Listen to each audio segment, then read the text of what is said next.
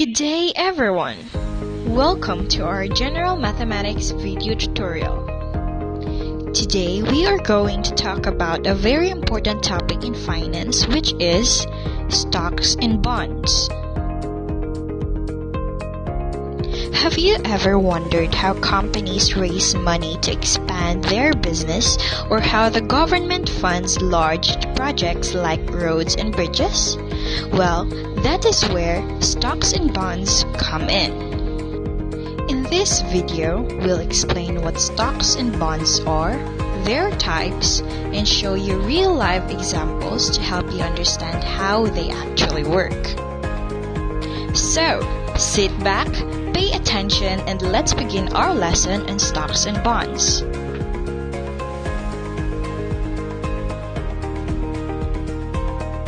At the end of this video, you should be able to: first, define what stocks and bonds are. Second, differentiate between stocks and bonds. Third, identify the types of stocks and bonds. Fourth, apply the concepts of stocks and bonds through examples and problem solving. And fifth, recognize the importance of stocks and bonds in real-life financial situations. Let's get started! What is stocks and bonds? Stocks. In order for some corporations to do an expansion or to pay debts, they need money to do such. One way of raising money to finance such expansion or pay debts is to sell part of their company to investing people or institution.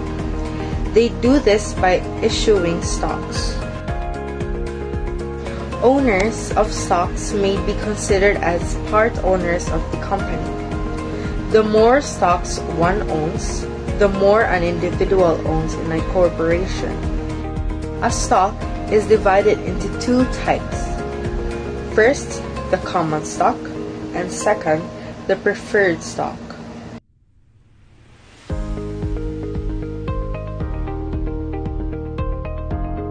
Common stock. Majority of stocks are issued this way. Common stock represents ownership on a company and is sometimes accompanied by dividends on a portion of profits. Investors get one vote for every share to elect board members who oversee management. Preferred stock. Preferred stock represents ownership in a company but does not usually come with voting rights. However, investors are normally guaranteed dividends as long as the investor holds ownership of shares. Also, in the event of liquidation, preferred shareholders are paid off before the common shareholders. Now, bonds. If a private corporation or the government needs to finance a project or an expansion, one solution they do is to borrow money from investors. In this case, the private corporation or the government issue bonds. A bond is a debt financing instrument. This is an interest-bearing security which promises to pay an amount of money on certain maturity value as stated in the bond certificate. Bonds may be classified generally into three types: government bonds, corporate bonds, and zero-coupon bonds. Government bonds. These are bonds issued by government to fund programs, meet payrolls, and pay their bills. Corporate bonds. These are bonds issued by businesses to help them pay expenses.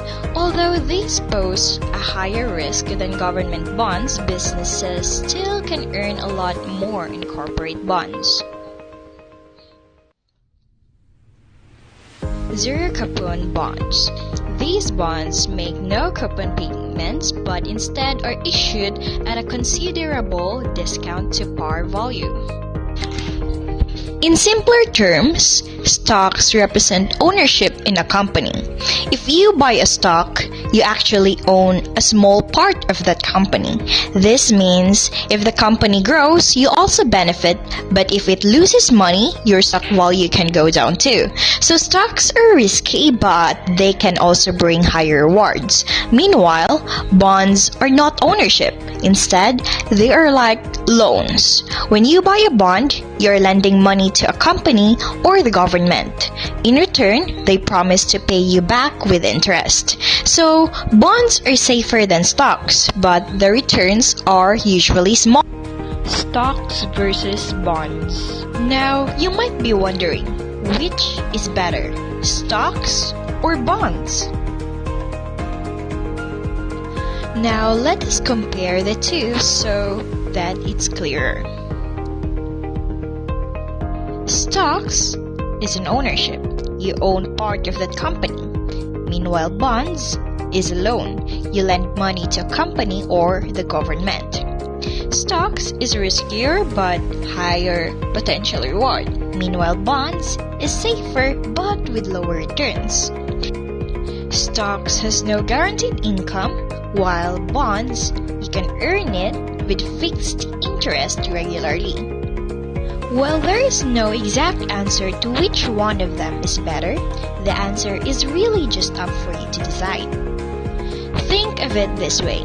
If stocks are like riding a roller coaster, exciting but risky, bonds are like riding a bus, steady and safer. Here are the definitions of terms for both stocks and bonds.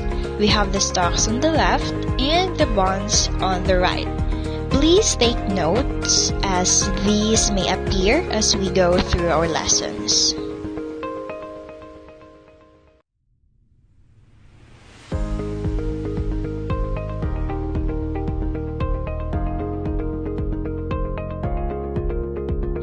Examples of stocks and bonds. Stocks.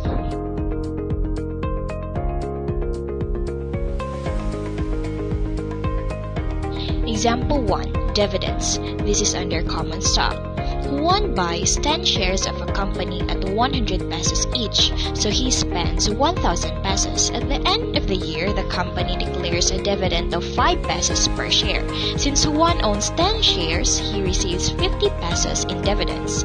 This shows how stockholders can earn extra income through dividends.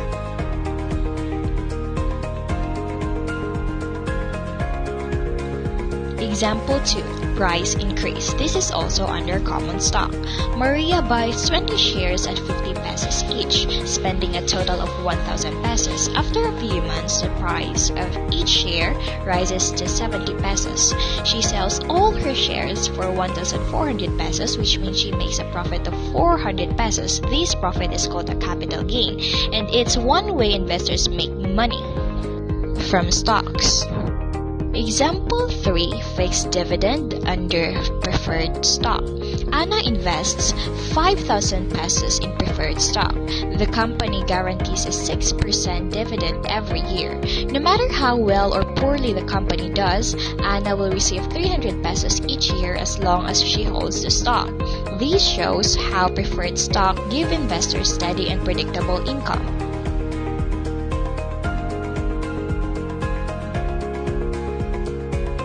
Example 4.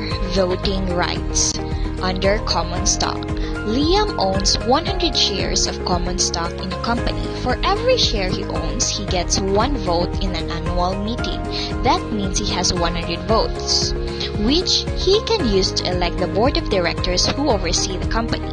Common stockholders are not just investors, they are also helping us to make decisions in the company.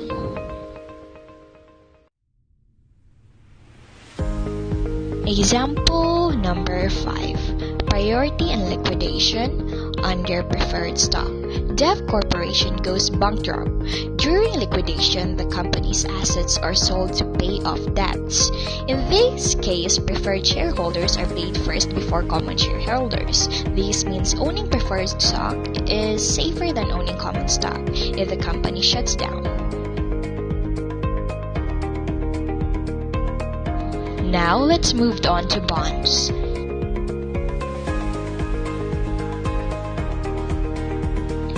Example 1. Government bond. Pedro buys a 10,000 pesos government bond that pays 5% interest every year. That means he will receive 500 pesos annually. After 5 years, he also gets back his original 10,000 pesos. Government bonds are one of the safest investment because they are backed by the government.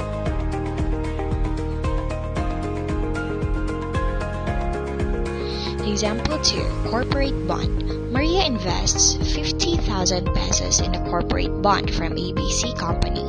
The bond promises 6% yearly interest. So Maria receives 3,000 pesos every year.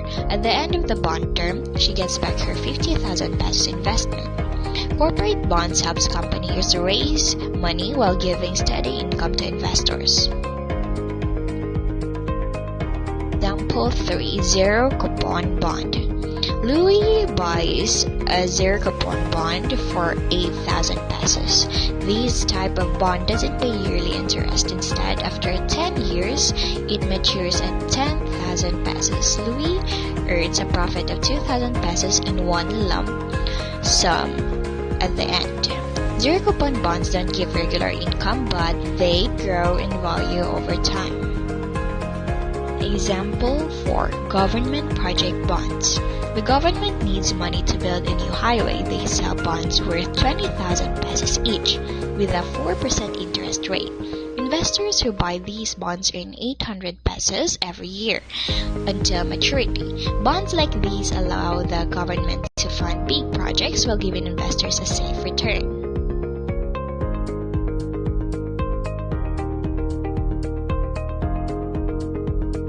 Example 5. Corporate bond risk. XYZ company issues a 10,000 pesos bond with a 7%. So investors expect 700 pesos every year, but if the company struggles financially, it may not be able to pay interest or even return the 10,000 pesos. This example shows that while bonds are usually safer than stocks, corporate bonds still carry risks. Did you all understand the differences between stocks and bonds now? Let's move on to the next example.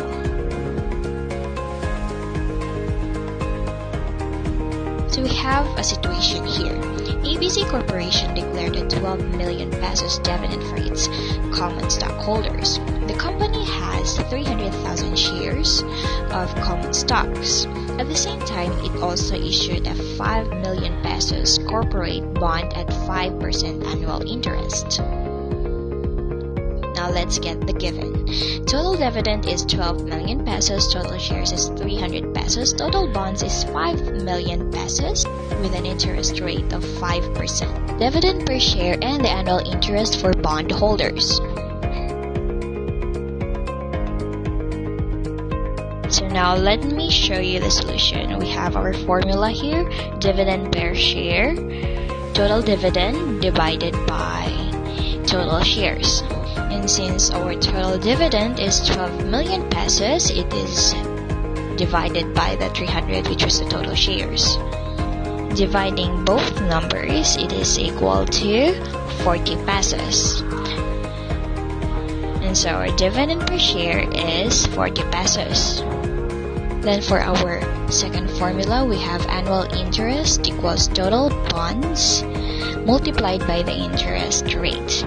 So, since our total bonds is 5 million pesos, it is automatically multiplied by 5%, which is 250,000 pesos. So, our annual interest is 250,000 pesos. For our answer, each common stock earns 40 pesos dividend per share, while bond holders as a group will receive 250,000 pesos in interest each year. This shows that stock income depends on company performance, while bond income is fixed. Now let's do a quick recap. Stocks is the ownership risky but higher reward, while bonds is low and safer but with lower returns. Before we end, let me tell you something. Why should we care about this? Because stocks and bonds are everywhere in our economy.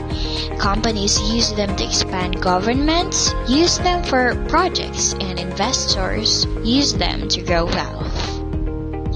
Even as students, it's good to learn these concepts early. Someday, when you start earning, you'll have the choice to invest. Knowing stocks and bonds will help you decide very, very much wisely. And that wraps up our lesson on stocks and bonds. Hopefully, this tutorial helped you understand their differences, their types, and their importance in real life. Thank you for watching.